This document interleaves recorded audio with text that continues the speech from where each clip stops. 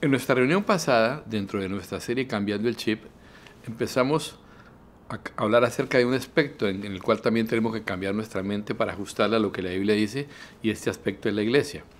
Y comentábamos que cuando Jesús en Mateo 16, 13 al 19, usó esa palabra, él usó la palabra eclesía. Y eclesía, en Atenas, por ejemplo, que era lo que había en Atenas, la eclesía de Atenas, no tenía nada que ver con un asunto religioso ni espiritual.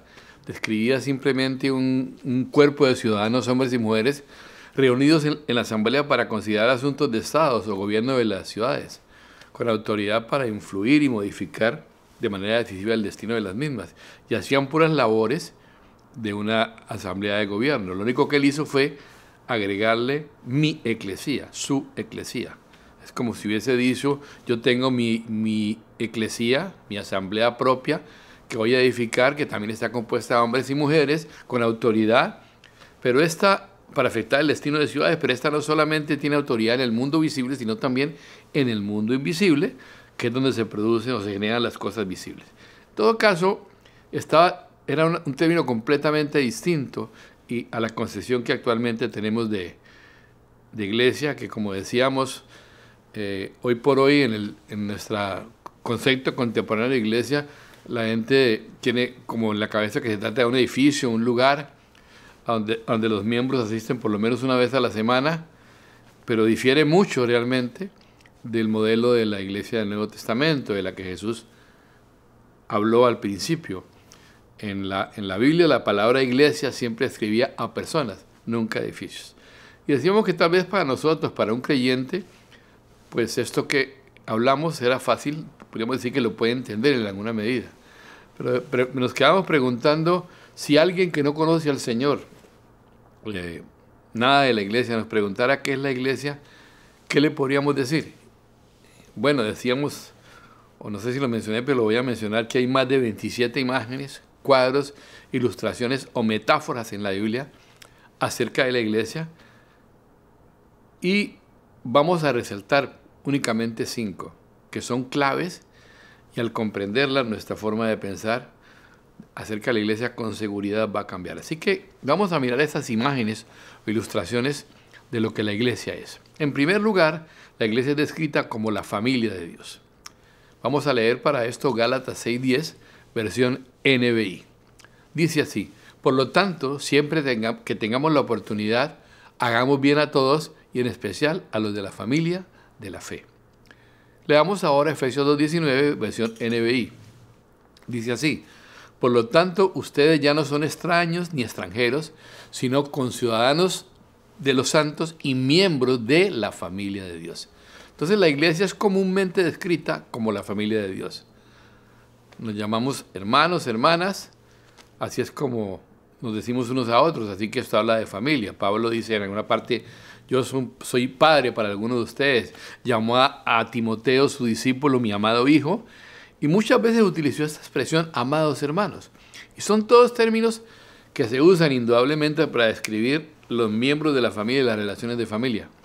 Ahora, cuando tú piensas acerca de familia, ¿qué piensas? Bueno, justamente piensas en relaciones.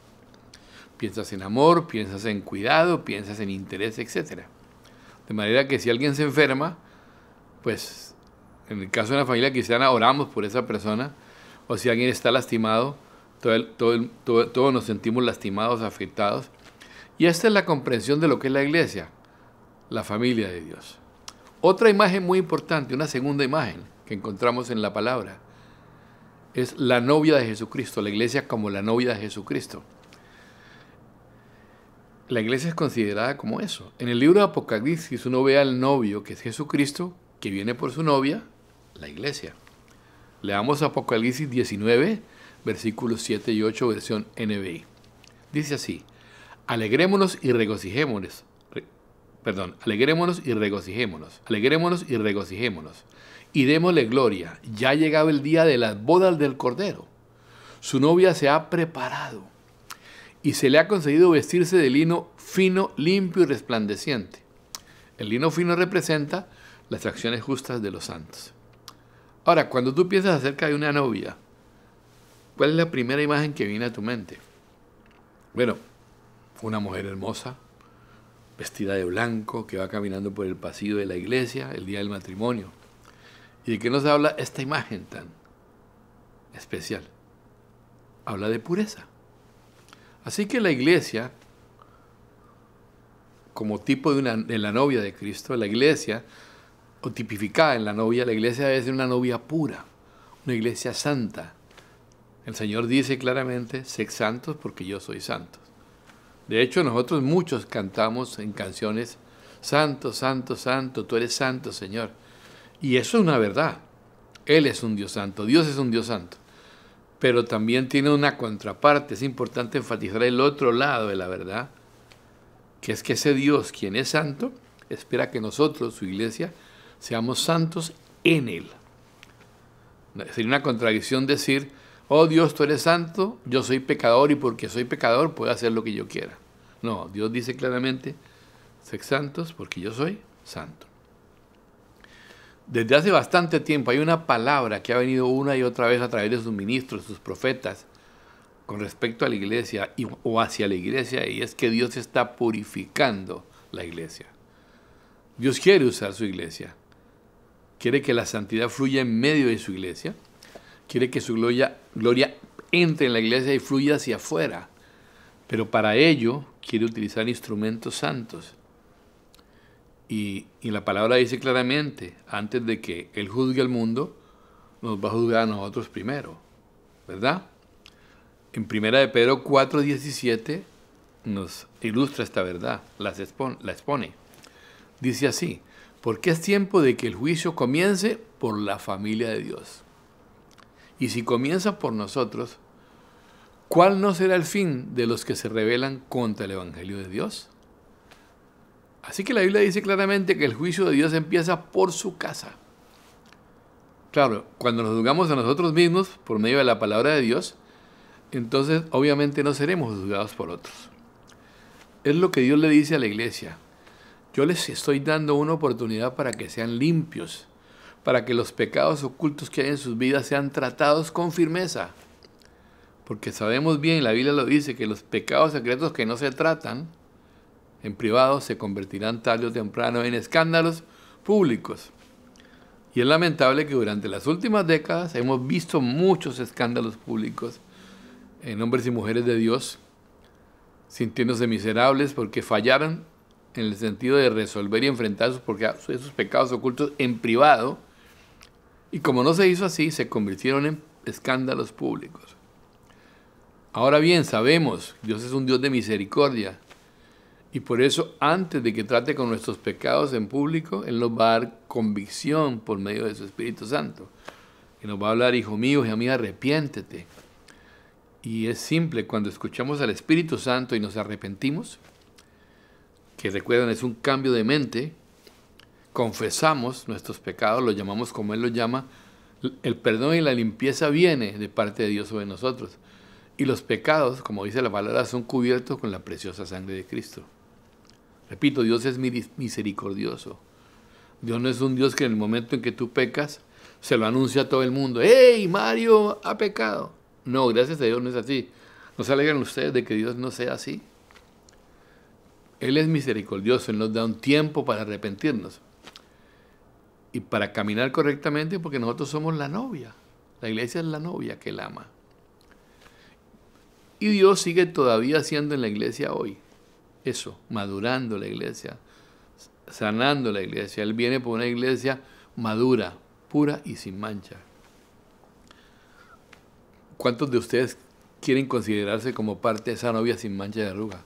Yo anhelo serlo. Y según la palabra, lo seremos. Van dos imágenes del Señor de la iglesia, una familia y ahora la novia. Vamos a mirar una tercera imagen, muy importante, el cuerpo de Cristo.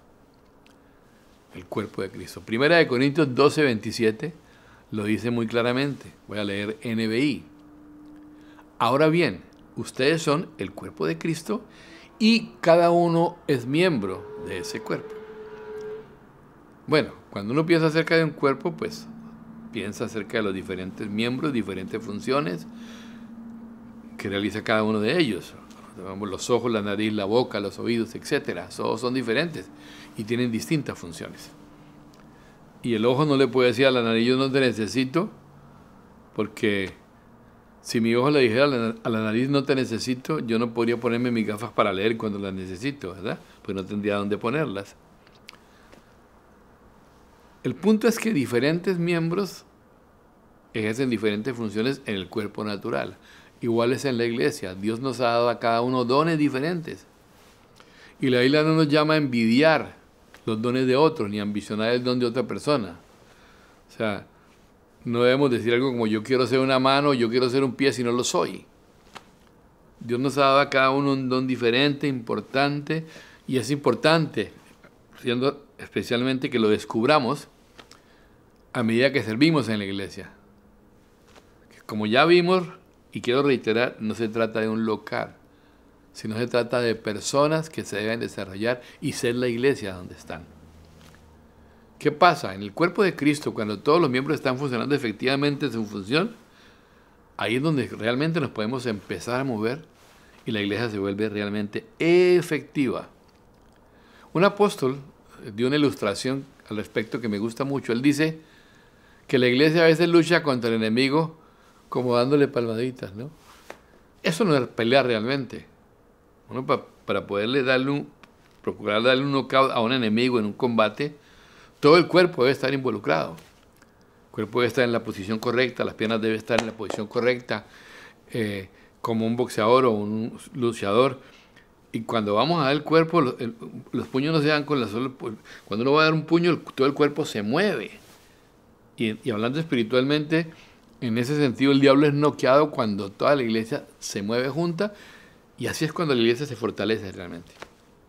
Así que cuando todo el cuerpo funciona en unidad, hay mucho más poder que se libera contra el enemigo, y al enemigo no le queda otra opción que huir. Una tercera imagen, entonces, el cuerpo de Cristo. Una cuarta imagen, ¿cuál es? El templo de Dios.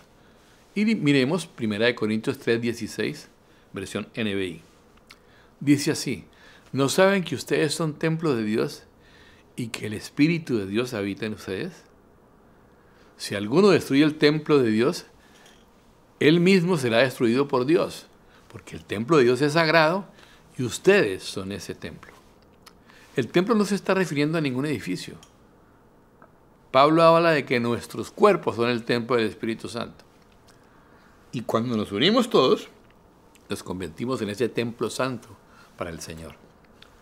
Miremos lo que dice 1 de Pedro 2, 4 y 5. Voy a leer NBI. Dice lo siguiente: Cristo es la piedra viva rechazada por los seres humanos, pero escogida y preciosa ante Dios. Al acercarse a Él, también ustedes son como piedras vivas, con las cuales se está edificando una casa espiritual. De este modo, llegan a ser un sacerdocio santo para ofrecer sacrificios espirituales que Dios acepta por medio de Jesucristo. ¿Qué fue lo primero que Jesús hizo cuando entró a Jerusalén? Entró al templo. ¿Y qué hizo allí? Bueno, él estaba furioso, airado. Algo que no es muy frecuente ver en Jesús, no era muy frecuente. Ahora, podemos saber que cuando Jesús se molesta, se enoja, hay una razón muy importante y muy santa por la cual él lo hace. Y él le dijo a la gente que estaba allí: ustedes han hecho de la casa de mi padre una cueva de ladrones. Tumbó las mesas, echó fuera a las personas y declaró: mi casa será una casa de oración para todas las naciones. Entonces, el templo de Dios nos da la imagen de una casa donde ¿qué se hace? Se adora, se alaba al Señor, se ora.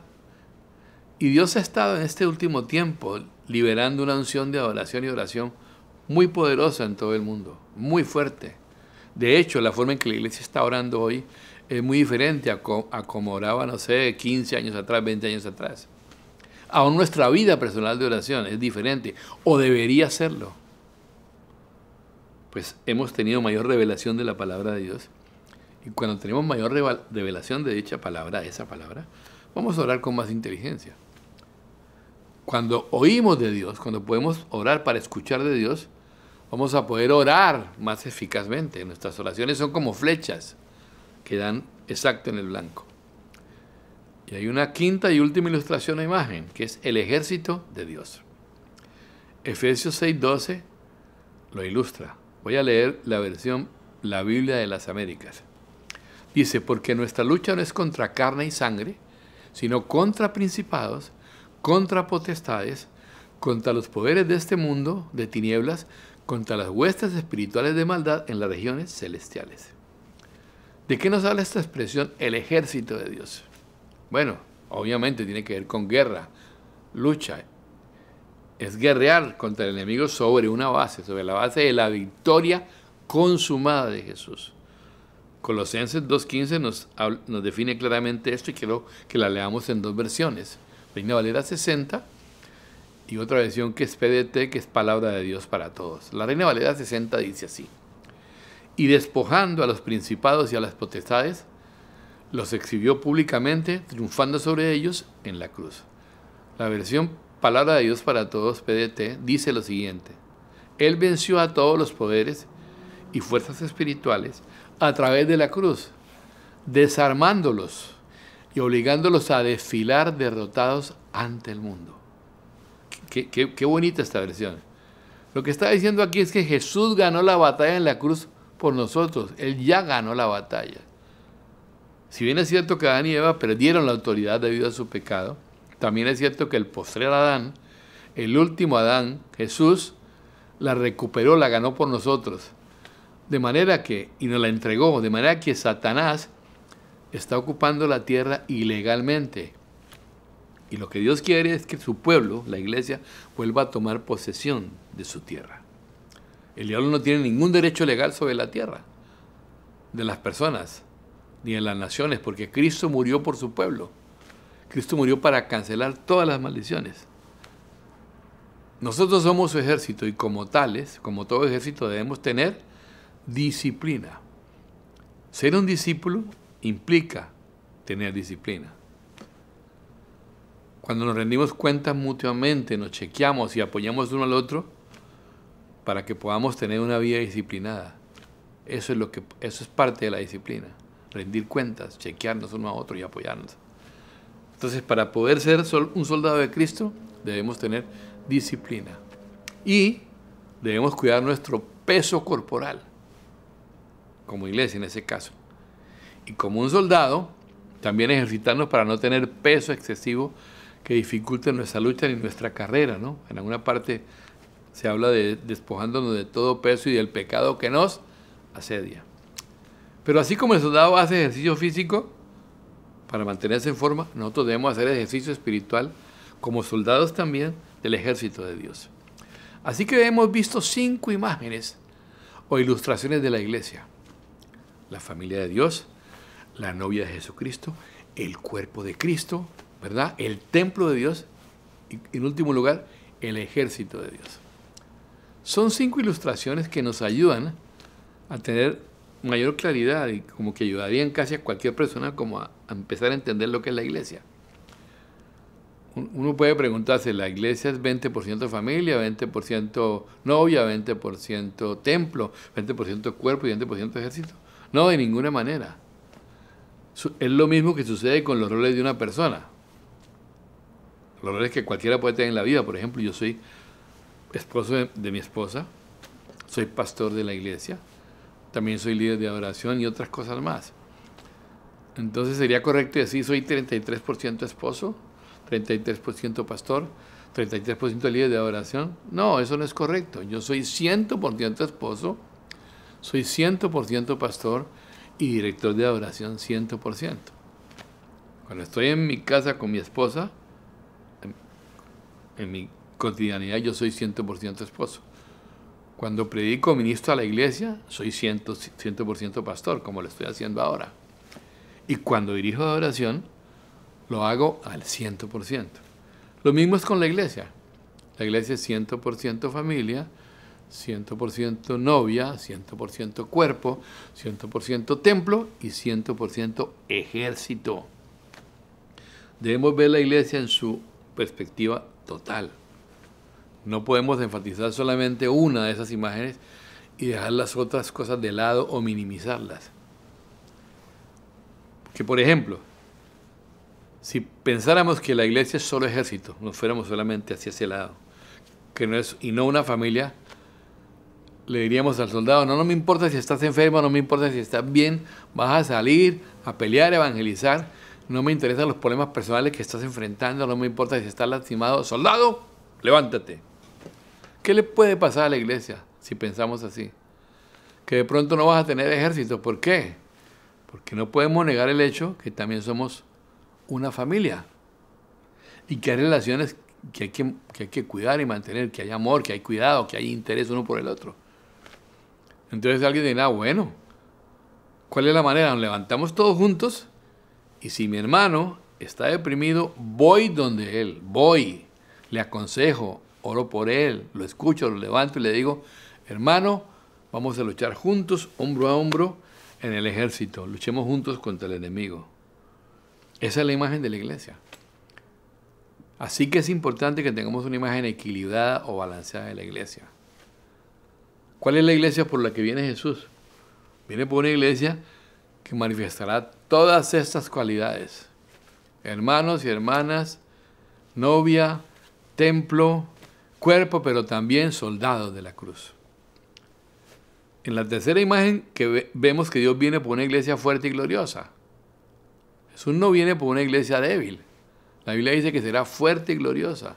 Dios está construyendo, edificando y poniendo gloria dentro de su iglesia, porque Él viene por eso.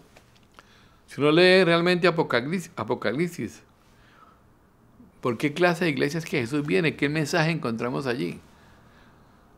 Si alguien te preguntara cuál es el significado de Apocalipsis, sí, podríamos decir sí, gloria a Dios. Como Jesús venció, nosotros vencimos, también nosotros ganamos. Y nosotros estamos ganando por lo que Él ya ha hecho en la cruz, por la victoria que Él ganó. Él murió en la cruz, Satanás creyó que había obtenido la victoria, ¿verdad? Y al matar a Jesús, pero al tercer día, Jesús resucitó entre los muertos, conquistó la muerte y se levantó en victoria. Y ese mismo poder de resurrección está disponible para todos nosotros, ¿no? Y podemos ganar por lo que Cristo ha ganado para nosotros en el Calvario. Y nosotros estamos para hacer cumplir o ejecutar esa victoria que ya fue ganada.